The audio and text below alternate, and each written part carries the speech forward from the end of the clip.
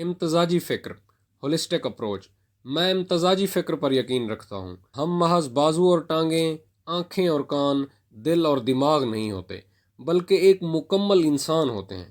پورا انسان کام پر جاتا ہے اور پورا انسان گھر واپس آتا ہے۔ ہم گھریلو مسئلوں کو کام پر لے جاتے ہیں اور کام کے مسئلوں کو گھر لے آتے ہیں۔ جب ہم گھریلو مسئلوں کو کام کرنے پر لے جاتے ہیں تو کیا ہوتا ہے؟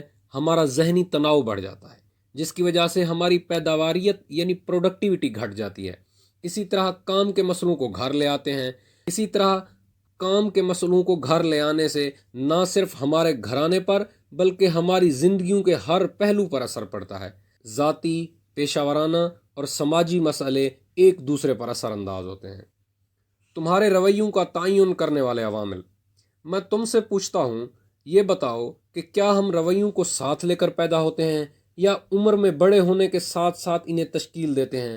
وہ کون سے عوامل ہیں جو ہمارے رویوں کا تعین کرتے ہیں؟ اگر تم اپنے ماحول کی وجہ سے زندگی کے حوالے سے منفی نقطہ نظر کے حامل ہو تو کیا تم اپنے رویے کو تبدیل کر سکتے ہو؟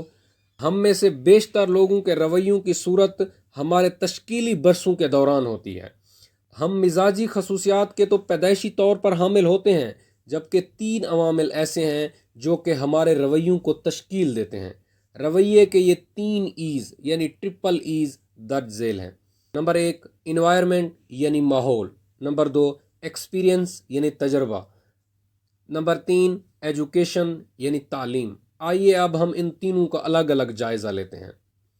ماحول، انوائرمنٹ، گھر، مثبت یا منفی اثرات، سکول، اساتذہ کا دباؤ، کاروبار یا ملازمت، تعاون کرنے والا یا ضرورت سے زیادہ تنقید کرنے والا سپروائزر، میڈیا، ٹیلی ویژن، اخبارات، رسائل و جرائد، ریڈیو، فلمیں وغیرہ، ثقافتی پس منظر، مذہبی پس منظر، روایات اور عقائد، معاشرتی اور سماجی ماحول، سیاسی ماحول۔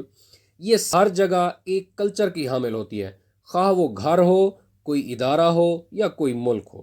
مثال کے طور پر تمہارا جانا کسی ایسے سٹور میں ہو سکتا ہے جس کے مینیجر سے لے کر سیلز مین تک سب کے سب یکساں طور پر مہربان، تعاون کرنے والے، دوستانہ انداز کے حامل اور خوش مزاج ہوں۔ اس کے برعکس ایک اور دکان کا عملہ بدتمیز اور بے ادب ہو سکتا ہے۔ تمہارا جانا کسی ایسے گھر میں ہو سکتا ہے جس کے والدین اور بچے مہذب اور شائستہ، باادب اور مہمان کا خیال رکھنے والے ہوں۔ تمہارا ایک ایسے گھر میں بھی جانا ہو سکتا ہے جس کے افراد کتے بلیوں کی طرح لڑتے رہتے ہوں۔ جن ملکوں میں حکومت اور سیاسی ماحول دیانتدارانہ ہوتا ہے، تم دیکھو گے کہ اس ملک کے لوگ عموماً دیانتداری، قانون کی پابندی کرنے والے اور دوسروں کے کام آنے والے اور ان کی مدد کرنے والے ہوں گے۔ بدعنوان کرپٹ ماحول میں ایک دیانتدار انسان سخت مشکل سے دوچار ہوتا ہے۔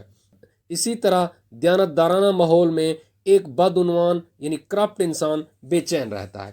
اگر ماحول مثبت ہو تو انسان کی ازدواجی زندگی خوشگوار ہوتی ہے، لیکن اگر ماحول منفی ہو تو اچھا انسان بھی کچھ نہیں کر پاتا۔ ہر جگہ کا کلچر اوپر سے نیچے آتا ہے، کلچر کبھی نیچے سے اوپر نہیں جاتا۔ کسی گھر، ادارے یا ملک کے سربراہ جیسے ہوں گے ویسا ہی ان کا کلچر ہوگا۔ ضرورت اس امر کی ہے کہ ہم جائزہ لیں کہ ہم نے اپنے اور اپنے ارد گرد کے لوگوں کے لیے کیسا ماحول تشکیل دیا ہے۔ منفی ماحول میں مثبت رویے کی توقع مشکل ہے۔ جن معاشروں میں لا قانونیت قانون بن جاتی ہے، ان معاشروں کے دیانتدار شہری بھی فریبی، بدماش اور ڈاکو بن جاتے ہیں۔ ذرا اس بات پر غور کرو کہ تم نے اپنے لیے جو ماحول تشکیل دیا ہے وہ تم پر کیسے اثرات مرتب کر رہا ہے، اور جو ماحول تم نے دوسروں کے لیے تشکیل دیا ہے وہ ان پر کیسے اثرات ڈال رہا ہے۔ تجربات، ایکسپیرینسز۔ ہمارا رویہ مختلف لوگوں کے ساتھ ہمارے مختلف تجربوں کی بنا پر تبدیل ہوتا ہے۔ اگر ہمیں کسی شخص کے ساتھ مثبت تجربہ ہوگا تو اس کے حوالے سے ہمارا رویہ بھی مثبت ہوگا، اور کسی شخص کے ساتھ ہمیں منفی تجربہ ہوگا تو ہم اس کے حوالے سے محتاط ہو جائیں گے۔ تجربے اور واقعات ہماری زندگی میں ریفرنس پوائنٹس بن جاتے ہیں۔ ہم ان سے ایسے نتائج اخذ کرتے ہیں جو ہمارے مستقبل کے لیے رہنما خطوط یعنی گائیڈ لائنز بن جاتے ہیں۔ تعلیم، ایجوکیشن۔ تعلیم سے مراد رسمی اور غیر رسمی تعلیم ہے۔